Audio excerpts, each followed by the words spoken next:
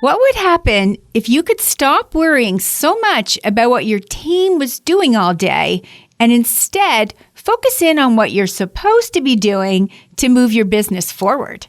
Sounds like a dream, but right now you're living the nightmare of having to overcoach, over-handhold, and over-check in on your team's work.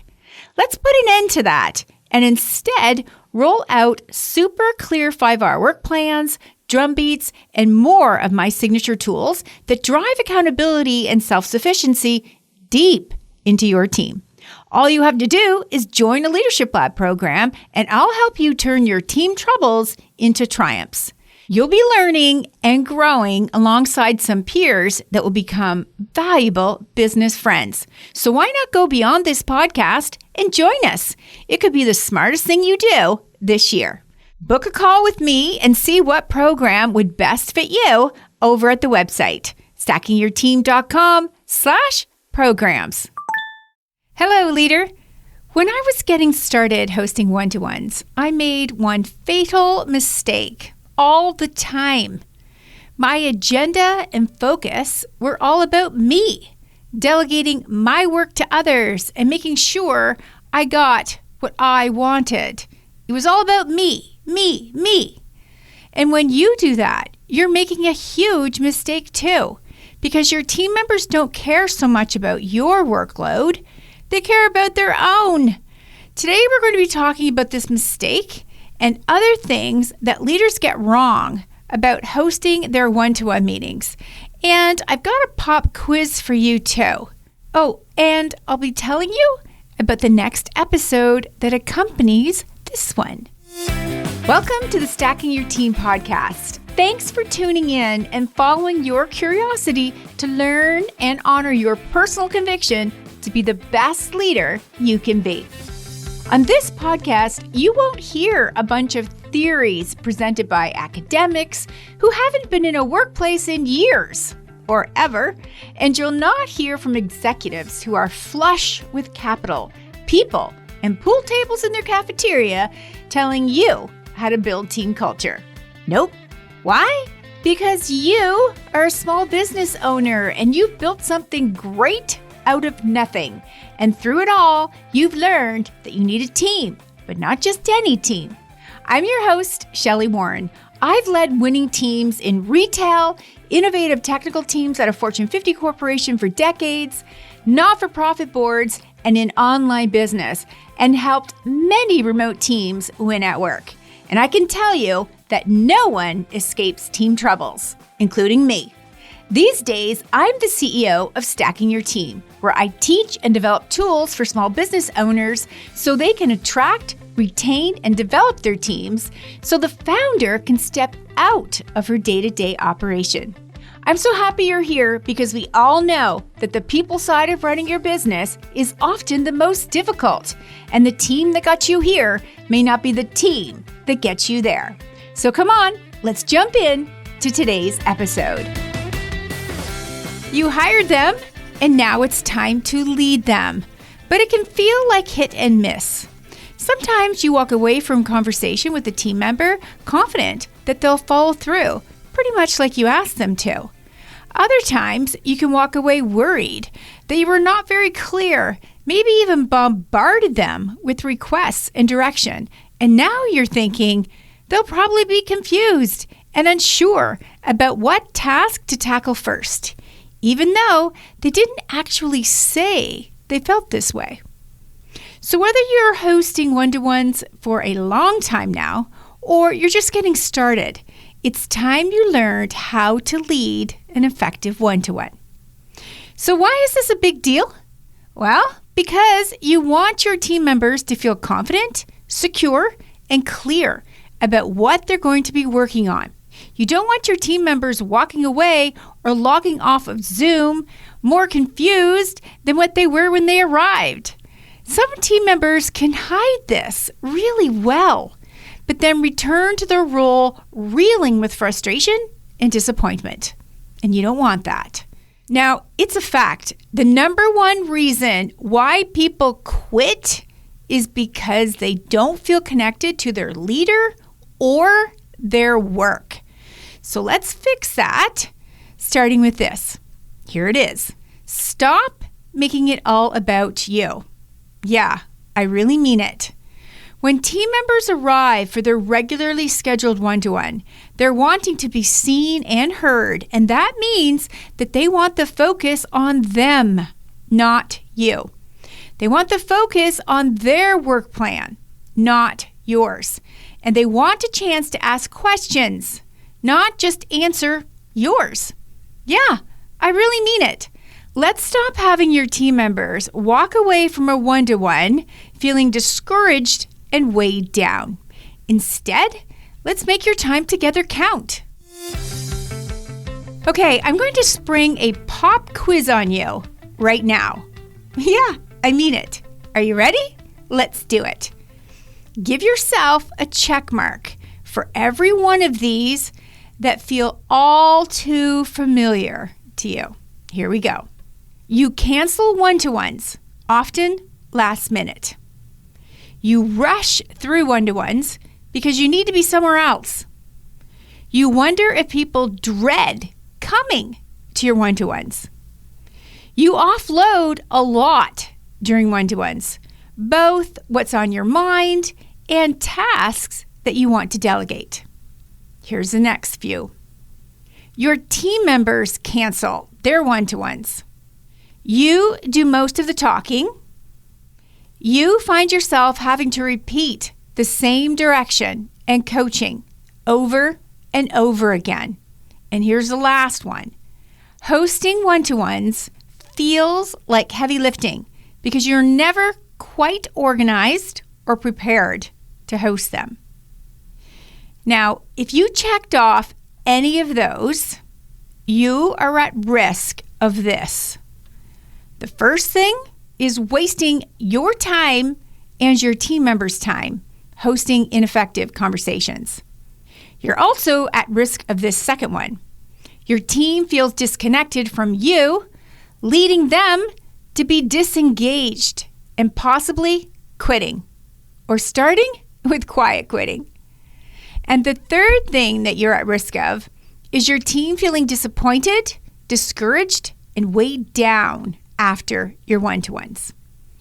Now, I know that it often feels like one-to-ones are just one more thing you have to do because you don't always prepare well for them. And I know leading people while serving your clients can be challenging because you don't always know how to divide your time. And your energy is zapped.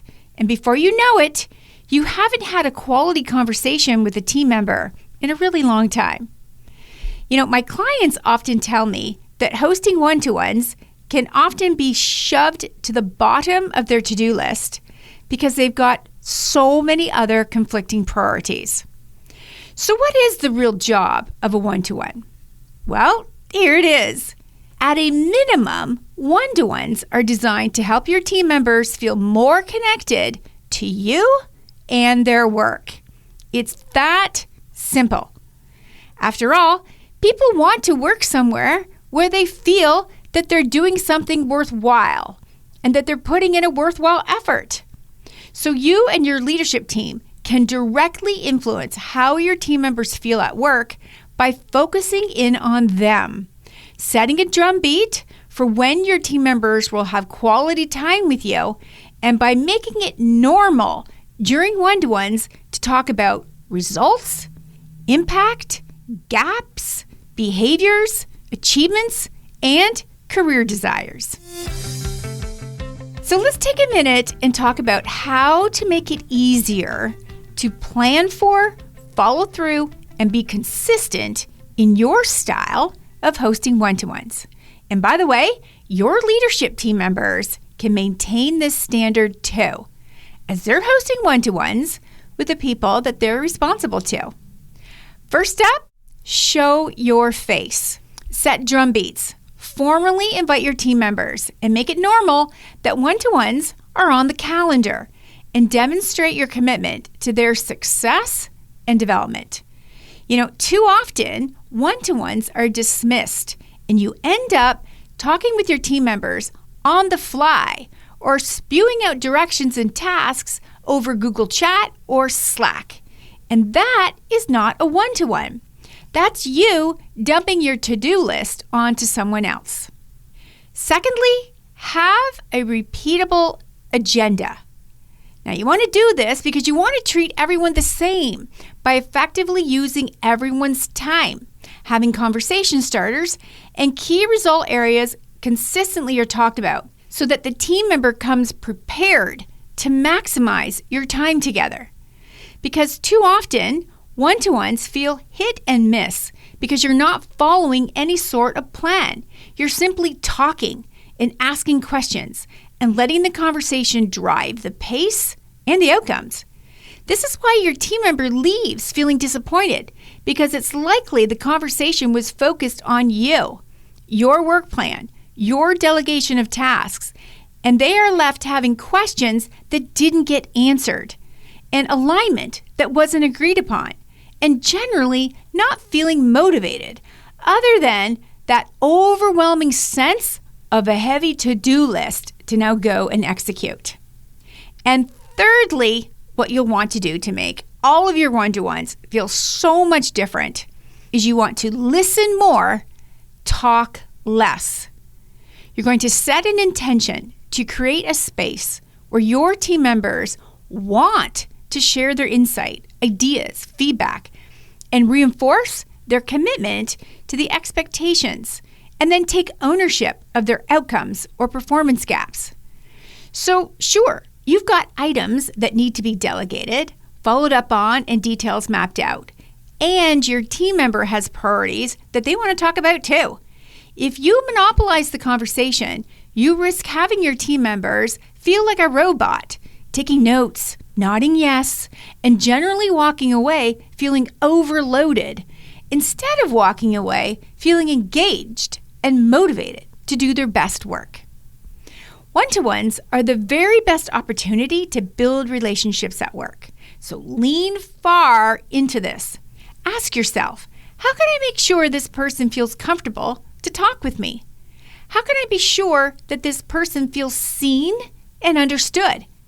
And how can I stop talking and start listening to what they're saying? Remember, people quit and often take coworkers along with them when they don't feel connected to their leader or their work. Inside the Leadership Lab programs, I teach all of our clients how to leverage one-to-ones and the 5R work plan to make it easier for the leader or her leadership team members to know what to do in a one-to-one and how to make it normal for every team member to be invited to talk about their responsibilities and their results, both the good stuff and the not so great stuff. They love the one-to-one coaching questions I provide them. It's a tool that the CEOs and their leadership team members use to select a few key questions to kick off great conversations that get to the heart of the matter and make it very okay to ask for help, share a win, tell the outcome of a particular challenge, and raise their hand to take on more responsibility because they feel their work is important and highly valued by you and the entire team.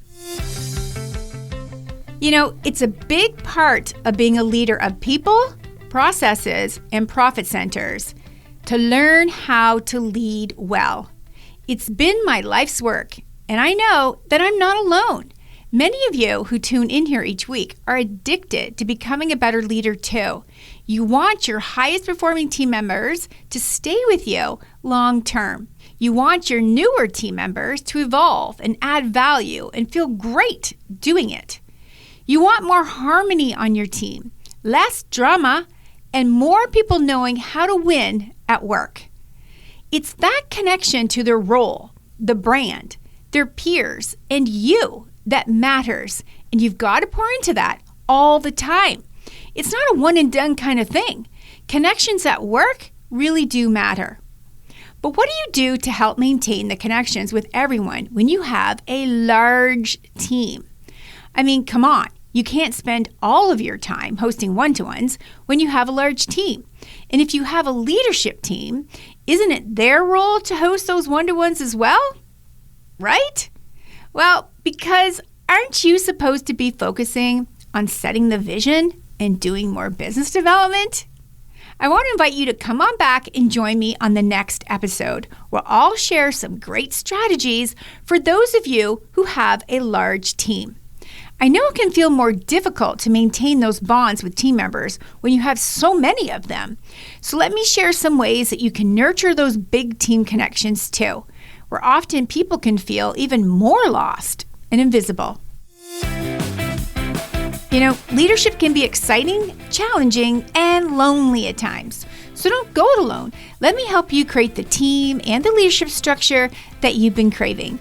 So until next time, remember, if you have a dream, you need a team. So let's get stacking yours today.